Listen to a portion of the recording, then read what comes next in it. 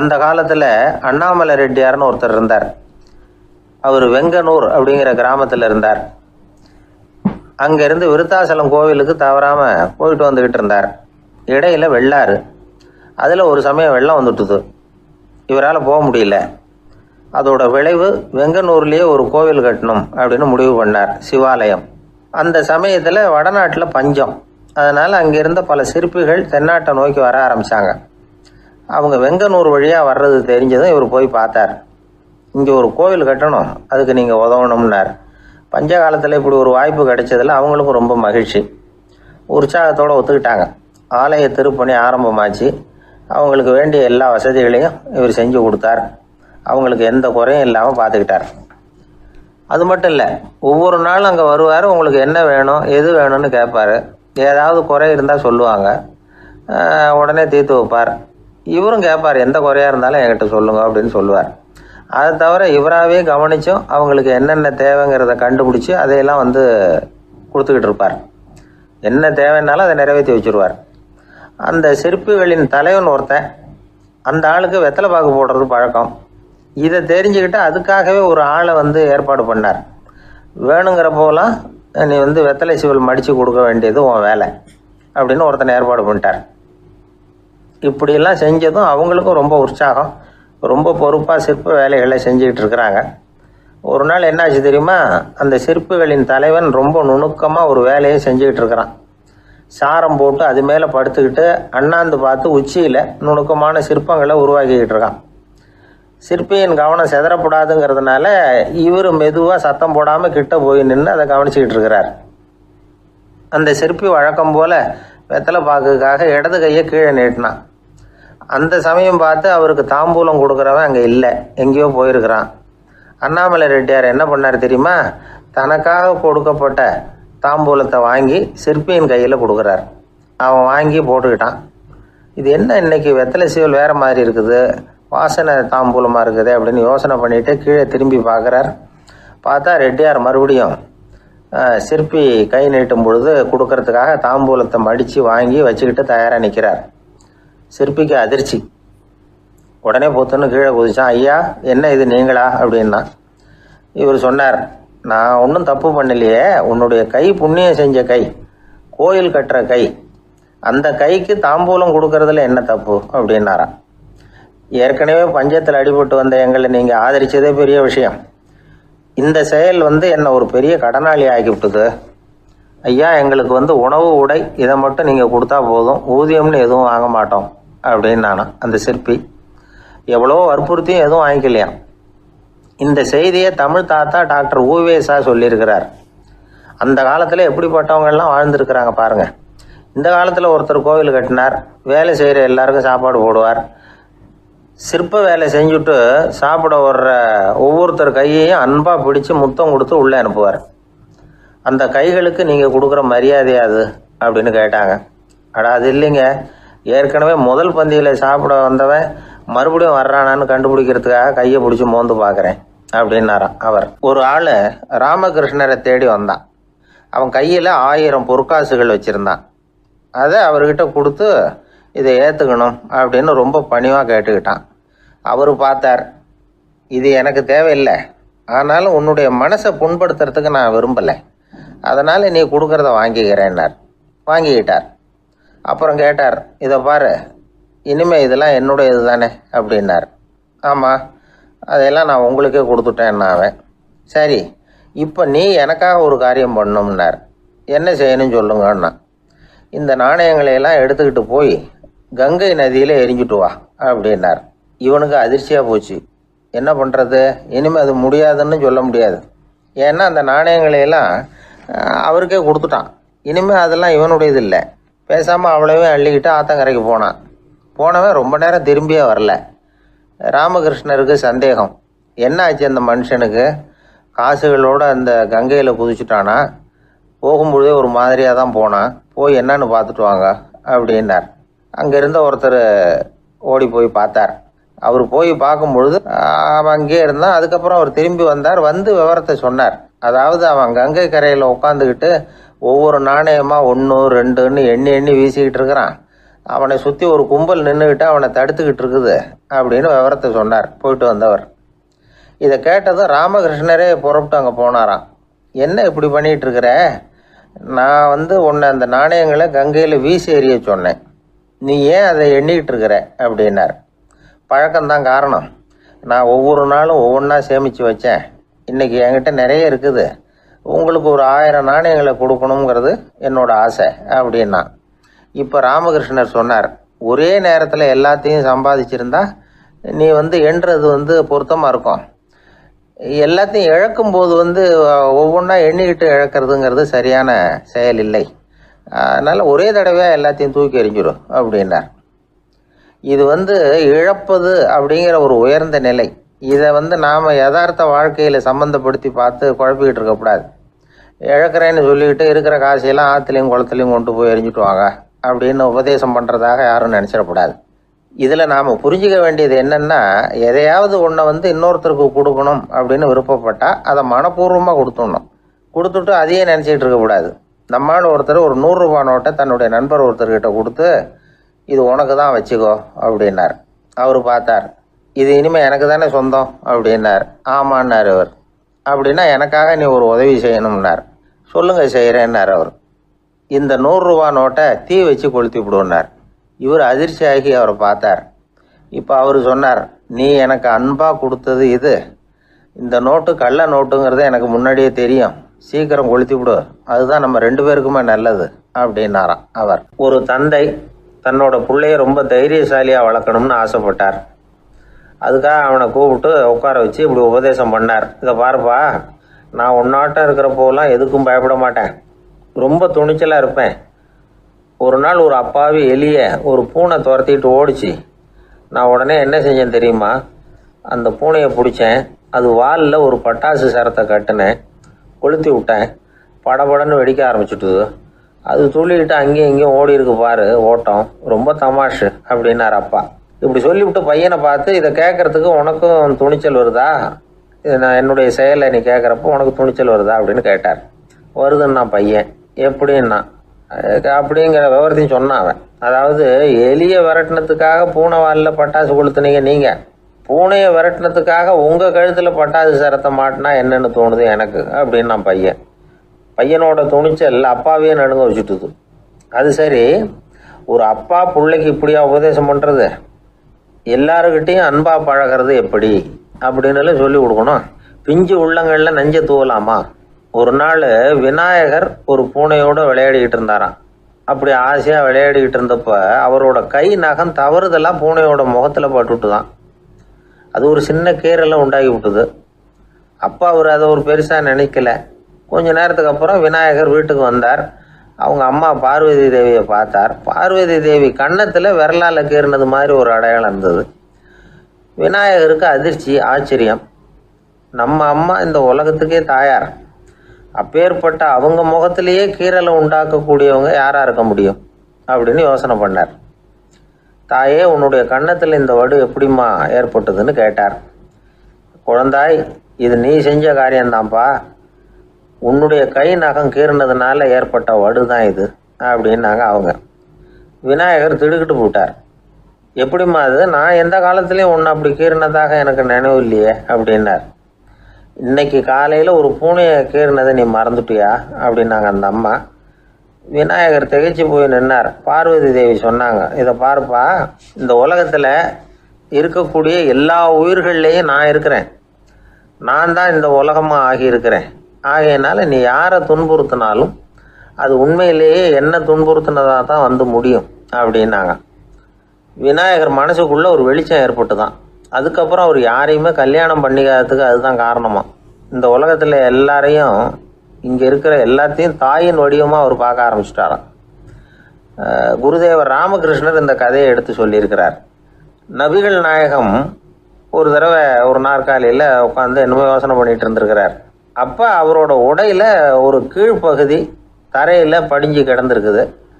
அங்கே விளையாடிக்கிட்டு இருந்த ஒரு பூனை அது மேலே படுத்து தூங்கி போயிடுச்சு. தொழுகை செய்ய வேண்டிய நேரம் வந்துட்டது. நபிகள் நாயகம் எழுந்திருக்க பார்த்தார். அப்போ தான் பூனை தன்னோட உடை மேலே படுத்து தூங்கிட்டு இருக்கிறது கண்ணில் படுது. பூனையோட தூக்கத்தை கலைக்க விரும்பல. அவர் தன்னுடைய சகோதரியை கூப்பிட்டார். ஒரு கத்திரிக்கோள் எடுத்துகிட்டு வர சொன்னார். பூனை படுத்திருந்த உடைப்பகுதி மட்டும் இருக்குல்ல, அதை மட்டும் அதோட கத்திரிச்சு விட்டுட்டு அதுக்கப்புறம் அவர் எழுந்திரிச்சு தொழுகைக்கு போனாராம்.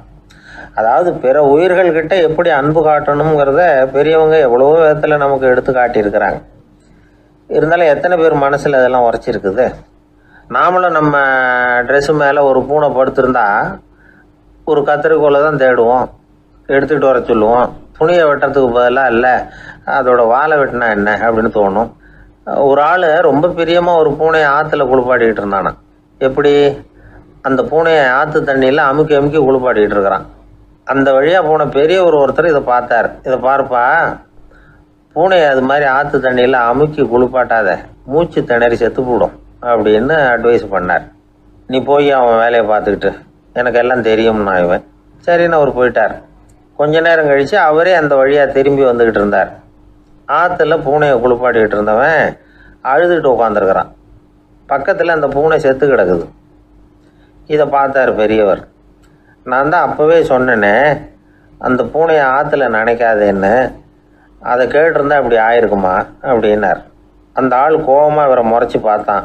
அட போய்யா, இந்த பூனை ஆற்றுல குளித்ததுனால ஒன்றும் செத்து போகல, குளித்ததுக்கு அப்புறம் அதோட உடம்பு ஈரமாக இருக்குதுன்னு அதை புழிஞ்சேன், அதனால தான் இப்படி ஆயிட்டுது அப்படின்னு நானா. ஒருத்தரை பார்த்து உன்னுடைய நண்பர்கள் யார் அப்படின்னு ஒரு கேள்வி கேட்டு பாருங்க. கொஞ்சம் யோசித்து பதில் சொல்லுவாங்க. அவங்கக்கிட்டேயே உன்னுடைய எதிரிகள் யார் அப்படின்னு கேளுங்க, கடகடன்னு ஒப்பிச்சிருவாங்க. நம்ம மனசு இருக்க அது எப்படின்னா, நம்ம நண்பர்களை விட எதிரிகளை அது நல்லா ஞாபகத்தில் வச்சுக்கும். இது ஒரு ஆச்சரியமான உண்மை. உங்களால் நண்பர்களை மறந்துட முடியும், ஆனால் எதிரிகளை மறந்துட முடியாது. இது ஒரு வேடிக்கையான நிலைமை தான். அழகான தருணங்களை நாம் ஏன் மறந்துடுறோம்? இது இயற்கை. ஏன்னா நம்ம மனசு மலர்களை கவனிக்கிறது இல்லை, அதில் இருக்கிற முள்ளை தான் கவனிக்குது. தன்னை காயப்படுத்துகிற எதையும் அது உடனே கண்டுகொள்ளுது. ஒரு தெளிந்த சிந்தனையுடைய மனசு மிக அழகாக உள்ள எல்லாத்தையும் கவனிக்கும். அது நன்றியுடன் உணரக்கூடிய எல்லாத்தையும் பார்த்து குறிச்சிக்கும். இப்படிப்பட்டவங்க வாழ்க்கை இயல்பாகவே நல்லா அமையும். அது ரொம்ப அபூர்வம். மனசில் உள்ள ஒரு சிறிய அமைப்பை மாற்றுவதை பொறுத்து தான் இந்த விஷயம் அப்படிங்கிறார் ஓஷோ. ஒரு யூத கோவில் இருந்து தான், அது யூதர்களின் மடமாகவும் இருந்தது. அங்கே ஒரு தலைமை குரு, அவர் ரொம்ப கண்டிப்பானவர். அந்த கோவிலை ஒட்டி ஒரு தோட்டம். ஒரு நாள் காலையில் அந்த தோட்டத்தில் 2 இளம் யூதர்கள் நடந்து போய்கிட்டு இருக்கிறாங்க. காலையில் 1 மணி நேரம், மாலையில் 1 மணி நேரம் அவங்க அந்த தோட்டத்தில் நடக்கிறதுக்கு அனுமதி உண்டு. மற்ற நேரங்களில் அவங்க மத புத்தகங்களை படிக்கணும், பிற விதிமுறைகளை கடைபிடிக்கணும். அந்த 2 பேருமே தொடர்ந்து புகைப்பிடிக்கிற பழக்கம் உள்ளவங்க. ஆனால் கோவில் மடத்தில் இருக்கிறப்போ அவங்க புகைப்பிடிக்க முடியாது, அது கடுமையான குற்றம். சரி, நாம் தோட்டத்தில் இருக்கிறப்போவாவது புகைப்பிடிக்கலாமா அப்படின்னு ஒரு ஆசை அவங்க 2 பேருக்குமே. இருந்தாலும் பயம். இப்படி கேட்டால் மதகுரு என்ன சொல்லுவாரோ அல்லது என்ன செய்வாரோங்கிற பயம். இப்படியே கொஞ்ச நாள் ஆச்சு. ஒரு நாள் அந்த 2 பேரில் ஒருத்தன் ரொம்ப கலங்கி போய் அந்த கோவிலிருந்து வெளியில் வந்துக்கிட்டு இருந்தான். வந்தவன் நேராக தோட்டத்து பக்கம் போனான். அங்கே இன்னொருத்தன் ஆனந்தமாக புகை பிடிச்சிக்கிட்டு இருக்கிறான். அதை பார்த்து தான் இவனுக்கு அதிர்ச்சி. அட கடவுளே, என்ன இது, நீ கேட்காமலே ஆரம்பிச்சிட்டியா அப்படின்னா. இல்லை நான் கேட்டுவிட்டு தான் ஆரம்பிச்சிருக்கேன்னா அவன். அப்படியா, என்ன மனுஷன் இவர், நானும் தான் கேட்டேன், என்னை கண்ணாமுன்னான்னு திட்டிவிட்டார். இது என்ன கோவிலா இல்லை நரகமா? உனக்கு புகை பிடிக்கணும்னு ஆசையாக இருந்தால் நரகத்துக்கு போகணும்னு சொல்லிவிட்டார். அது சரி, உன்னை மட்டும் எப்படி அனுமதிச்சார் அப்படின்னு கேட்டான் இவன். அவன் சிரிச்சுக்கிட்டே, நீ எப்படி கேட்ட சொல்லு அப்படின்னா. நாம் இந்த தோட்டத்துக்கு வர அனுமதிக்கப்பட்டிருக்கிறதே ஜபத்துக்காகத்தானே, அதனால் நான் ஜபம் சொல்லும் பொழுது புகை பிடிக்கலாமா அப்படின்னு கேட்டேன். அதுக்கு தான் அவர் சத்தம் போட்டு என்னை அடிக்கவே வந்துட்டார் அப்படின்னா இவன். நீ ஒரு மாதிரியாக கேட்டிருக்க, நான் வேறு மாதிரியாக கேட்டிருக்கிறேன். ஜபம் சொல்லும்போது புகை பிடிக்கலாமான்னு நீ கேட்டிருக்க. ஐயா, புகை பிடிக்கும் பொழுது ஜபிக்கலாமா அப்படின்னு நான் கேட்டேன். அதில் தப்பு ஒன்றும் இல்லை அப்படின்னு பதில் சொல்லிட்டார் அப்படின்னா. ஒரு சிறிய மாற்றம்தான் அது மிகப்பெரிய மாறுதலை ஏற்படுத்தி விட்டது. மனசு நல்ல விதமாக சிந்திக்க ஆரம்பிச்சுட்டுதுன்னா மகிழ்ச்சிக்கு பஞ்சம் இல்லை. ஒரு கஞ்சன் ஆற்றுல விழுந்துட்டான். வெள்ளத்தில் தத்தளிச்சுக்கிட்டு இருக்கிறான். கரையில் நின்ன ஒருத்தர் உன் கையை கொண்டா இப்படி பிடிச்சி இழுத்து கரையில் சேர்த்து விடுறேன்னார். எதையும் கொடுத்து பழக்கம் இல்லாத அவன் கையையும் கொடுக்க மாட்டேன்னுட்டான். இவர் பார்த்தார். உன் கையை கொடுன்னு சொல்கிறதுக்கு பதிலாக நான் என் கையை கொடுக்குறேன் பிடிச்சிக்கோ அப்படின்னார். அவன் கப்புன்னு பிடிச்சிக்கிட்டான், இழுத்து கரையில் போட்டார். இந்த உலகத்தில் எத்தனை வகையான மனிதர்கள் இருக்கிறாங்க, ஒவ்வொரு மனிதனுமே ஒவ்வொரு வகை அப்படிங்கிறாங்க விஞ்ஞானிகள். மனிதர்களை 3 வகையாக பிரிக்கலாம் அப்படின்னு சொல்கிறாங்க மெய்ஞானிகள். இவங்களை பற்றிலாம் ஏற்கனவே நாம் பேசியிருக்கிறோம். இப்போ டாக்டர் எட்வர்டு பேட்ச் அப்படிங்கிற நிபுணர் என்ன சொல்கிறார் தெரியுமா? மனிதர்களை 7 வகையாக பிரிக்கலாம்ங்கிறார். மனிதர்களின் மனநிலை அடிப்படையில் அவங்கள 7 விதமாக வகைப்படுத்துகிறார் அவர். சரி, அது என்ன 7 வகை? முதல் வகை என்னன்னா பயந்த குணம் உள்ளவங்க. சார் ரொம்ப பயந்த சுபாவம், வீட்டில் கூட வாயே திறக்க மாட்டார், சாப்பிட போகிறப்ப மட்டும்தான் கொஞ்சம் வாயை திறப்பார், அப்புறம் மூடிக்குவார் அப்படின்னு சில பேரை பற்றி நாம் பேசிக்கிறது உண்டு. இவங்கெல்லாம் இந்த வகை, அதாவது பயந்த குணம் உள்ளவர்கள் அப்படிங்கிற முதல் வகை. சரி, 2வது வகை என்னன்னா சஞ்சலப்படுகிறவர்கள், எதுக்கு எடுத்தாலும் கலக்கம் குழப்பம் இப்படியே காலம் தள்ளிட்டு இருப்பாங்க. பல பேர் பார்த்துருப்பீங்க. அவங்கெல்லாம் இந்த வகை. 3வது வகை என்னன்னா யதார்த்த உலகை மறந்து கற்பனை உலகத்திலேயே மிதக்கிறவங்க. இளைஞர்கள், கவிஞர்கள், இப்படி பல பேர் இருக்கிறாங்க. எப்போ பார்த்தாலும் கற்பனை உலகத்திலேயே மிதந்துக்கிட்டு இருப்பாங்க. கிட்டத்தில் போய் என்னங்க ஒரு மாதிரியாக இருக்கிறீங்க அப்படின்னு கேட்டு பாருங்க, அவங்களெல்லாம் ஏதோ ஒரு அற்ப புழுவை பார்க்குறது மாதிரி அவங்கள பார்ப்பாங்க. அதுவும் அந்த வானத்து நிலாவை பாருங்கள், அது என்னை வா வான்னு கூப்பிடுது, எனக்கு சீக்கிரத்தில் ஒரு நாள் சிறகுகள் முளைக்கும், சிறகடித்து வானத்தில் பறந்து போவேன், அந்த செல்ல நிலாவை கொஞ்சிவிட்டு வருவேன், இப்படிலாம் பேசிகிட்டு இருப்பாங்க. கொஞ்சிறது அப்புறம் இருக்கட்டும், இப்போ கஞ்சிக்கு வழியே பாருப்பா அப்படின்னா அதை காதில் வாங்க மாட்டாங்க. நாம் ஏதோ இந்த உலகத்தை அனுபவிக்க தெரியாதவர்கள் மாதிரி நம்மளை அவங்க கவனிப்பாங்க. இப்படி ஒரு ரகம். 4வது வகை மனிதர்கள் எப்படின்னா இவங்க தனிமை உணர்வு மிக்கவர்கள். இவங்க மற்றவங்களோட இயல்பாக நெருங்கி பழகிறதில்ல, தான் உண்டு தன்னுடைய வேலை உண்டுன்னு இருந்துட்டு போகிறவங்க. அடுத்த வீட்டில் இருக்கிறவர் யார் அப்படின்னு கேட்டால் கூட அடுத்த வீடுன்னு ஒன்று இருக்கா அப்படிங்கிறது மாதிரி நம்ம முகத்தை பார்ப்பாங்க. அவங்ககிட்ட மேற்கொண்டு நாம் என்னத்தை பேச முடியும்? இப்படி ஒரு வகை. 5வது வகை மனிதர்கள் எப்படின்னா இவங்க மற்றவங்க செல்வாக்குக்கு உட்பட மறுப்பவர்கள். அடுத்தவங்களோட செல்வாக்குக்கு இவங்க ஆட்படுறதில்ல. நான் யார் தெரியுமான்னு கேட்டால் அதை தெரிஞ்சுட்டு எனக்கு என்ன ஆக போகுதும்பாங்க. இவங்கெல்லாம் அந்த ரகம். 6வது வகை மனிதர்கள் எப்பவும் எதுலேயும் பற்றில்லாமல் இருக்கிறவங்க. இது ஒரு துறவு மனப்பான்மை. இயல்பாகவே சில பேர் இப்படி உண்டு, அவங்களுக்கு எதுலேயும் ஒரு ஈடுபாடு இருக்காது. அப்படிப்பட்டவங்கெல்லாம் 6வது வகை. 7வது வகை மனிதர்கள் மற்றவங்க கவலையை தன்னுடையதாக ஆக்கிக்கிட்டு கவலைப்படுறவங்க. இவங்கெல்லாம் மகாத்மாக்கள். தாம் வேறு அடுத்தவங்க வேறு அப்படிங்கிற எண்ணம் இவங்களுக்கு வர்றதில்லை. அதனால் அடுத்தவங்களுக்கு ஒரு துன்பம் வந்ததுன்னா இவங்களால சும்மா இருக்க முடியறதில்ல. ஆகக்கூடி இப்படி 7 விதமான மனிதர்களை அடையாளம் காட்டுறார் அந்த நிபுணர். இதில் நாம் எந்த வகையில் வர்றோம் அப்படிங்கிறத நாம் தான் அடையாளம் கண்டுபிடிக்கணும். எனக்கு தெரிஞ்ச ஒரு மனிதர் உண்டு. அவர் ஒரு வித்தியாசமான வகை. எதையும் நடைமுறை சாத்தியமாக சிந்திக்கிறவர். எப்பவும் அடுத்தவங்களும் நல்லா இருக்கணும், நாமும் நல்லா இருக்கணும் அப்படின்னு ஆசைப்படுறவர். அவருக்கு ஒரு சமயம் திடீர்னு உடம்பு சுகம் இல்லாமல் போயிட்டுது. டாக்டர்கிட்ட போனார், பணம் கொடுத்தார், வைத்தியம் பார்த்துக்கிட்டார். அவர் எழுதி கொடுத்த மருந்து சீட்டை வாங்கினார். ஒரு மருந்து கடைக்கு போனார், பணம் கொடுத்தார், மருந்து வாங்கினார். அதை எடுத்துகிட்டு வீட்டுக்கு வந்தார். அதுக்கப்புறம் அந்த மருந்து அவர் சாப்பிட்ணும்ல, சாப்பிடவே இல்லை, அப்படியே சும்மா வச்சுட்டார். அவரை பார்த்து கேட்டேன், ஏன் சார் இப்படி பண்ணுறீங்க, வீண் செலவு தானே இது, நீங்கள் ஏன் டாக்டர்கிட்ட போய் பணம் செலவு பண்ணுனீங்கன்னு கேட்டேன். அவர் சொன்னார், டாக்டர் வாழணும் இல்லையா, அதனால தான் அப்படின்னார். சரி, அப்புறம் ஏன் மருந்து வாங்கினீங்க அப்படின்னு கேட்டேன். மருந்து கடைக்காரர் வாழணும் இல்லையா, அதனால தான் அப்படின்னார். சரி, அப்புறம் ஏன் வாங்கின மருந்து சாப்பிடாம வச்சுட்டீங்க அப்படின்னதுக்கு, நான் வாழணும் இல்லையா அதனால தான் அப்படின்னார். இவர் வாழ்க்கையை புரிஞ்சுக்கிட்டவர். இப்படி வாழ்க்கையை புரிந்து கொண்டு வாழ தெரிஞ்சுக்கணும். எந்த வகை மனிதர் நாம் அப்படிங்கிறத புரிஞ்சுக்கிட்டு வாழ்ந்தோம்னா வாழ்க்கையில் வெற்றி நிச்சயம். அது ஒரு புகைவண்டி நிலையம். அங்கே ஒருத்தர் காலார நடந்து வந்துக்கிட்டு இருந்தார். அவர் தன்னுடைய வீட்டில் உட்காந்து ரொம்ப நேரம் எழுதுவார். எழுதுகிற நேரம் போக மற்ற நேரங்களில் தம்முடைய சொந்த வயல்களில் வேலை பார்ப்பார். அது முடிஞ்சதும் என்ன பண்ணுவார்னா பக்கத்தில் இருக்கிற புகை வண்டி நிலையத்துக்கு போவார். அங்கே கொஞ்ச நேரம் அப்படியே காலார நடந்து வருவார். இது அவருடைய அன்றாட வழக்கம். அன்னைக்கு அது மாதிரி தான் அவர் நடந்து வந்துக்கிட்டு இருக்கிறார். அந்த சமயத்தில் அங்கே நடைமேடையில் ஒரு அம்மையார் நின்றுட்டு இருக்கிறாங்க. இவரை கண்டதும் கையை தட்டி கூப்பிட்டாங்க. இங்கே கொஞ்சம் வர முடியுமா அப்படின்னாங்க. இவர் போனார். என்னங்கன்னு விசாரித்தார். அந்த அம்மையார் விவரம் சொன்னார். ஐயா, நானும் என்னுடைய வீட்டுக்காரரும் இங்கே வந்தோம். அதுவும் நிற்கிதே, அந்த ரயிலில் ஏறி ஊருக்கு போகணும். என்னுடைய வீட்டுக்காரரு அதுவும் அந்த உணவு விடுதிக்கு போயிருக்கார், இன்னும் வரல.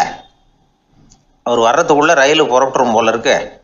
நீங்கள் ஓடி போய் அவரை அழைச்சிக்கிட்டு வர முடியுமா அப்படின்னு கேட்டாங்க. சரின்னார் இவர். உடனே அந்த அம்மா தன்னுடைய கணவர் எப்படி இருப்பார் அப்படிங்கிற அடையாளங்களை கொஞ்சம் சொல்லி அனுப்புனாங்க. போய் தேடிக்கிட்டு இருக்க வேண்டாமேங்கிறதுக்காக. பார்க்குறதுக்கு இப்படி இருப்பார், இந்த மாதிரி ஆடை அணிஞ்சிருப்பார் அப்படின்னு விவரமாக சொன்னாங்க. அதை இவர் கவனமாக கேட்டுக்கிட்டார்.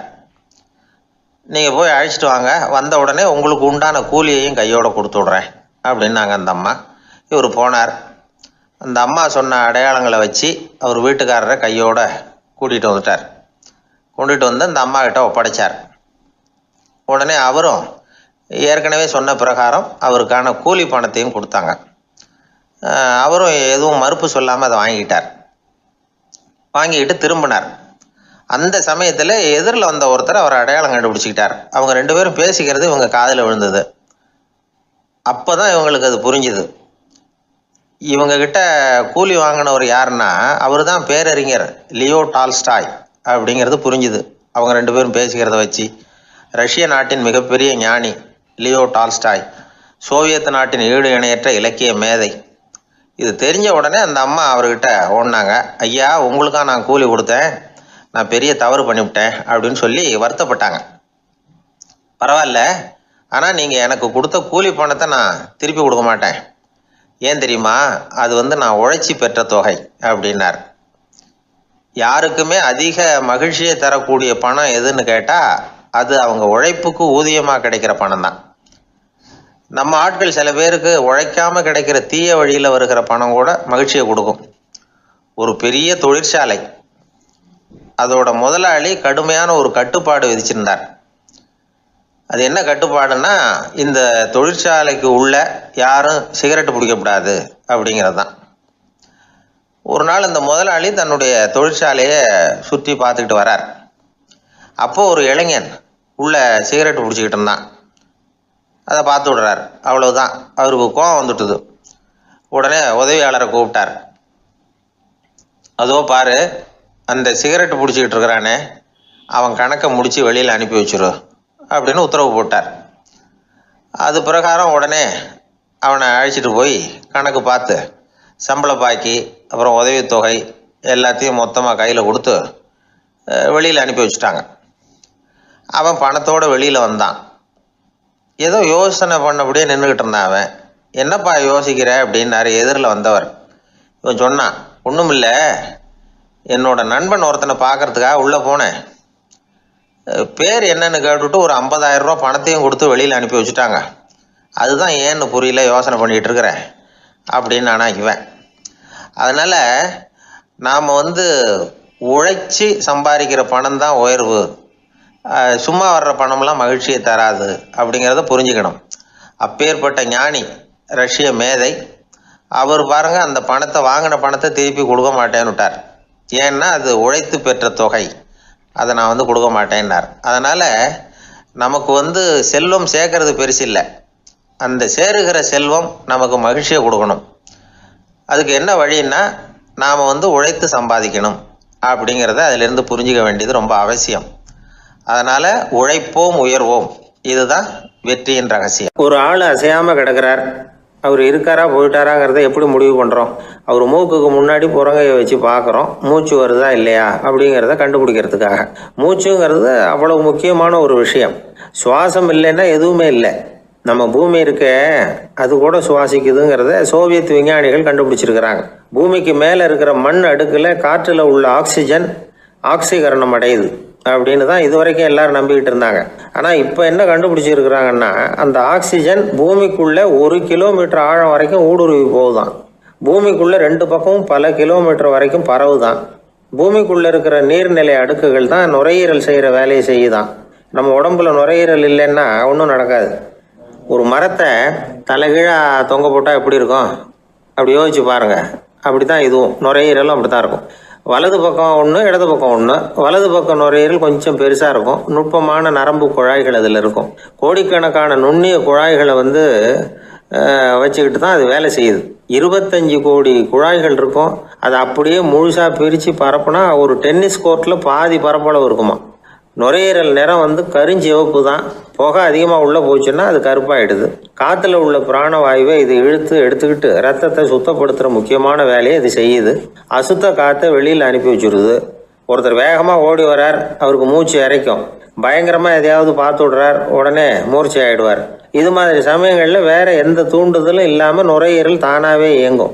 இப்படி ஒரு அவசியம் ஏற்படுறப்போ இயக்கத்தை தூண்டி விடுற முக்கியமான இணைப்பு மூளைக்கு கீழே முதுகு எலும்புக்கு மேற்பகுதியில் இருக்குது. அது உடனே சுவாசத்துக்கு அவசர உதவியை கொடுக்குது. இப்போ ஒருத்தர் பேசாமல் உட்காந்துருக்கார். இந்த சமயத்தில் அவருக்கு 1 பங்கு காற்று தேவைப்படுதுன்னு வச்சுக்கோங்க. அவர் எழுந்திரிச்சு நடக்கும் பொழுது 1.5 மடங்கு தேவைப்படும். ஓடினார்னா 3 மடங்கு தேவைப்படும். படுத்துருக்கிறப்ப 1/2 மடங்கு தான் தேவைப்படும். இதுக்கு நிமிஷத்துக்கு 16 தடவை மூச்சு விட்டாகணும். இப்படி சாதாரணமாக உள்ளே இழுக்கிற காற்று கொஞ்சம்தான் இருந்தாலும் இது மாதிரி 8 மடங்கு காற்றை உள்ளே இழுத்து வச்சுக்கிற சாமர்த்தியம் நுரையீரலுக்கு இருக்குதான். தண்ணி, நுண்கிருமிகள், ரசாயன பொருள் இப்படி எது உள்ளே போனாலும் நுரையீரல் சமாளிச்சுக்கும். 30 வருஷமாக விடாத புகை பிடிக்கிறவர் தொடர்ந்து உள்ளே அனுப்பி வைக்கிற புகையை கூட சமாளிக்குதுன்னா பார்த்துங்களேன். உள்ளே போகிற புகை நுட்பமான சுவாச முடிச்சுகளை அழிச்சு விடுது. கறி புகை அது மேலே படிஞ்சு உபயோகம் இல்லாமல் பண்ணிவிடுது. ஆனாலும் தேவைக்கு அதிகமாக 8 மடங்கு கூடுதலாக சுவாச முடிச்சுகள் நம்ம உடம்புக்குள்ளே இருக்கிறதுனால சமாளிக்க முடியுது. சமாளிக்க முடியலன்னா சில சமயம் மூச்சு திணறும். அதை ஒரு எச்சரிக்கையாக எடுத்துக்கிட்டு புகை பிடிக்கிற பழக்கத்தை விட்டுடணும். அதுதான் நல்லது. ஆனால் அப்படி யார் விடுறது? இணை பிரியாத 2 நண்பர்கள் இருந்தாங்களாம். 2 பேரும் விடாமல் சிகரெட்டு குடிக்கிறவங்க. அதில் ஒருத்தன் செத்து போட்டான். இன்னொருத்தன் அதுக்கப்புறம் 2 சிகரெட்டாக குடிக்க ஆரம்பித்தானான். ஏன் இப்படி பண்ணுறேன்னு கேட்டிருக்காங்க. நான் 1 சிகரெட்டு தான் குடிக்கிறேன், செத்து போன என்னுடைய ஃப்ரெண்டு இருக்கானே செத்து போனவன், அவனுக்காக இன்னொரு சிகரெட்டு குடிக்கிறேன் அப்படின்னு நானா. இது ரொம்ப ஆபத்து, விட்டுடு அப்படின்னு சொல்லியிருக்காங்க. சரின்னு ஒத்துக்கிட்டான். ஆனால் அதுக்கப்புறமும் 1 சிகரெட் வீதமாக குடிச்சிக்கிட்டே இருந்தான். சிகரெட்டு பழக்கத்தை நீ இன்னும் விடலையான்னு கேட்டாங்களாம். அந்த பழக்கத்தை நான் எப்போ விட்டுட்டேன், இப்போ நான் குடிக்கிறது என் ஃப்ரெண்டுக்காக அப்படின்னு நானா. இவங்கெல்லாம் எப்படி திருந்துறது? வாய் விட்டு சிரிச்சா நோய் விட்டு போகும் அப்படின்னு சொல்கிறது உண்டு. அது என்ன வெறும் அலங்காரத்துக்காக சொன்ன வார்த்தையா, இல்லை அர்த்தத்தோடு சொன்ன வார்த்தையா அப்படின்னு யோசிச்சா அதில் நிஜமாகவே அர்த்தம் இருக்குதுன்னு தான் தெரியுது. ஆதாரபூர்வமாக அதுக்கு சில நிரூபணங்களும் இருக்குது. நார்மன் கசின்ஸ் அப்படின்னு ஒருத்தர் இருந்தார். அவர் ஒரு அமெரிக்க பத்திரிகை ஆசிரியர். அவருக்கு ஏதோ ஒரு விதமான அழற்சி நோய், இன்ஃப்ளமேஷன் டிசீஸ். அது டாக்டர்கள்லாம் அதுக்கு என்ன விதமான வைத்தியமும் கிடையாது அப்படின்னு சொல்லி பல இதெல்லாம் பார்த்துட்டு கடைசியாக சொல்லிவிட்டாங்க அதுக்கு வைத்தியமே இல்லைன்ட்டாங்க. டாக்டர்கள் தான் சொல்லிவிட்டாங்களே, அதனால் இது இப்படியே இருந்துட்டு போகட்டும் அப்படின்னு விட்டுற வேண்டியது தானே. ஆனால் அவர் அப்படி நினைக்கல. உடனே அவர் என்ன பண்ணார்னா, ஆஸ்பத்திரி ரூமை காலி பண்ணார். ஹோட்டலில் போய் ஒரு ரூம் எடுத்துக்கிட்டார். அங்கே போனார். தினமும் அவருக்கு பிடிச்ச தமாஷான படங்களை எல்லாம் டிவியில் போட்டு பார்த்துக்கிட்டு இருந்தார். சிரிப்பு வரக்கூடிய புத்தகங்களை எல்லாம் படித்தார். கொஞ்ச நாள் ஆச்சு, அவருக்கு இருந்த தொந்தரவு குணமாக ஆரம்பிச்சிட்டுது. இதை கேள்விப்பட்ட உடனே பழைய டாக்டர்கள்லாம் ஓடி வந்தாங்க. ஓடி வந்து பார்க்குறாங்க. அவர் உடம்பை சோதனை பண்ணி பார்க்குறாங்க. பார்த்தா அவர் உடம்பு குணமாகறதுக்கு உதவியாக இருந்தது சிரிப்பு தான் அப்படிங்கிறத விஞ்ஞானபூர்வமாக அவங்க ஒத்துக்கிட்டாங்களாம். இருந்தாலும் சிரிப்பு எந்த முறையில் எந்த விதத்தில் உதவி பண்ணுது அப்படிங்கிறத இன்னமும் சரியாக புரிஞ்சிக்க முடியல. ஆனாலும் ஒரு சில விஷயங்கள் மட்டும் புரியுது. அது என்னன்னா, சிரிப்பு சுவாசத்தை மேம்படுத்துது, ரத்த அழுத்தத்தை குறைக்குது, உடம்பு குணமாகறதுக்கே உரிய சில ஹார்மோன்கள் அதிகமாக உருவாகி வர்றதுக்கு வழி செய்யுது. இந்த அளவுக்கு தான் சிரிப்போட செயல்பாட்டை நாம் புரிஞ்சிக்க முடியுது. இருந்தாலும் இதை பற்றி கண்டுபிடிக்க வேண்டியது இன்னமும் ஏராளமாக இருக்குது. அதையெல்லாம் விவரமாக கண்டுபிடிக்கிற வரைக்கும் நாம் காத்துக்கிட்டு இருக்க வேண்டியதில்லை. இப்போவே தாராளமாக சிரிக்கலாம். அதில் என்னத்துக்கு சிக்கணும்? காசா பணமா? சிரிப்புன்னா ஹாஹான்னு சத்தம் போட்டு சிரிச்சாதான் உடம்புக்கு நல்லதுன்னு இல்லை. லேசான புன்னகை கூட உடம்புக்கு நல்லது செய்யுமா. லேசாக புன்னகை பூத்தா அந்த சமயத்தில் நாம் எப்படி ஆகுது, நம்ம உடம்பு பூரா அமைதி அடையுதான். இதையும் ஆதாரபூர்வமாக கண்டுபிடிச்சி தான் சொல்கிறாங்க. எப்போவாவது மனசு சங்கடமாக இருக்கிறப்போ கொஞ்சம் முயற்சி பண்ணி முகத்தில் புன்னகையை கொண்டுகிட்டு வந்து பாருங்கள். அதோட சுகம் உங்களுக்கு அனுபவித்து பார்த்தா தான் தெரியும். கண்ணும் உதடும் மலரும் பொழுது இருக்கிற ஆனந்தமே ஆனந்தம் அப்படிங்கிறாங்க அனுபவித்து பார்த்தவங்க. வாழ்க்கையில் நாம் தமாஷா இருக்கணும்னா அதுக்கு சில வழிகளையும் அவங்க சொல்லி வச்சிருக்கிறாங்க. முதல்ல நீங்கள் உற்சாகமாக இருக்கிறவங்க கூடவே அதிகமாக பழகணும், அவங்க கூடவே அதிக நேரம் இருக்கிறது மாதிரி பார்த்துக்கணும். அழுது வடிகிறவங்ககிட்டயே இருக்கக்கூடாது, அவங்கள அவாய்டு பண்ணுங்க, அவங்கள விட்டு விலகி வந்துடுங்க. உங்கள் முன்னாடி இருக்கிறவர் எப்பவும் மூஞ்சியை தொங்க போட்டுக்கிட்டே இருக்கிறவராக இருந்தால் கொஞ்ச நாளில் உங்கள் முகமும் அப்படியே ஆகிடுமா, ஜாக்கிரதையாக இருக்கணுமா. ரெண்டாவது, எடுத்ததுக்கெல்லாம் சீரியஸ் ஆகிடக்கூடாது, எதையும் நிதானமாக யோசிக்கணும். அடுத்தவங்க நம்மளை மதிக்கணுங்கிறதுக்காக நாம் பகட்டாக நடந்துக்கிறதுக்கு ஆசைப்படக்கூடாது. உங்களுக்கு பிடிச்ச தமாஷான வீடியோ படங்கள், புத்தகங்கள் இதையெல்லாம் லிஸ்ட்டு போட்டுக்கிட்டு முடிஞ்ச அளவுக்கு வாங்கி சேர்த்து வீட்டுக்குள்ளேயே ஒரு லைப்ரரி உண்டாக்கிக்கலாம். ஒரு பெரிய பிஸ்னஸ்மேன், ரொம்ப வெற்றிகரமாக பிஸ்னஸ் பண்ணுறவராம். அவர் எப்படின்னா அடிக்கடி ரயிலில் பிரயாணம் பண்ணுறப்போ நியூஸ் பேப்பரை வச்சுக்கிட்டு ரொம்ப சுவாரஸ்யமாக படிச்சுக்கிட்டே போகிறான். நியூஸ் பேப்பரில் அப்படி என்ன சுவாரஸ்யமான விஷயம் அப்படின்னு எட்டி பார்த்தா அதுக்குள்ளே ஒரு காமிக் புஸ்தகத்தை வச்சுக்கிட்டு படிச்சுக்கிட்டு இருப்பாராம். என்னங்க அப்படின்னு கேட்டால், என் மனசு லேசாக இருக்கிறதுக்கு இது ரொம்ப உதவியாக இருக்குது அப்படின்னு பாரான். அது ஒரு பக்கம் இருக்கட்டும். சிரிப்புன்னா எல்லா விதமான தமாஷும் உடம்புக்கு நல்லதுன்னு நினச்சிடக்கூடாதான். ஜேம்ஸ் கரோல் அப்படிங்கிற அமெரிக்க உளவியல் நிபுணர் என்ன சொல்கிறார் தெரியுமா? அடுத்தவங்களை குறை சொல்கிறது, கேலி பண்ணுறது, நையாண்டி பண்ணுறது, இது மாதிரியான நகைச்சுவையெல்லாம் நல்லது செய்கிறது இல்லைங்கிறார் அவர். அடுத்தவங்களை தொந்தரவு பண்ணாத ஜோக்குகள் தான் எப்பவும் நல்லது. யாராவது ஜோக்கு சொன்னால் தாராளமாக சிரிக்கணும். ஒருத்தர் வந்தார், இன்னொருத்தரை கூட அழைச்சிக்கிட்டு என்கிட்ட காட்டினார். அவர் தன்னுடைய முகத்தை ரொம்ப சீரியஸாக வச்சுக்கிட்டு இருந்தார். என்னங்க விஷயம் அப்படின்னு விசாரித்தோம். வந்தவர் எங்களை பார்த்து சொன்னார், சார், இவர் கூட ஒரு பெரிய ப்ராப்ளம்னார். என்னன்னு, ஏதாவது ஒரு ஜோக்கு சொன்னால் உடனே சத்தம் போட்டு சிரிக்க ஆரம்பிச்சுடுறார் சார் அப்படின்னார். ஜோக்கை கேட்டுவிட்டு சிரிக்க ஆரம்பித்தா அது ப்ராப்ளம் இல்லையே அப்படின்னு சொன்னோம். சிரிக்க ஆரம்பிக்கிறது ப்ராப்ளம் இல்லை சார், ஆனால் அப்படி ஆரம்பிக்கிற சிரிப்பை அதுக்கப்புறம் நிறுத்தவே மாட்டேங்கிறார். நாள் கணக்கில் அது பாட்டுக்கு போயிட்டு இருக்கு, அதுதான் ப்ராப்ளம் அப்படின்னார் அவர். ஒரு ஊரில் ஒரு மன்னர் இருந்தார். அவர் பக்கத்து தேசத்து மேலே படையெடுக்கணும்னு நினச்சிக்கிட்டு இருந்தார். அதையும் தன்னுடைய நாட்டோட சேர்த்துக்கணுங்கிற ஆசை. எப்போ படையெடுக்கலாம்னு யோசிச்சுக்கிட்டு இருந்தார்.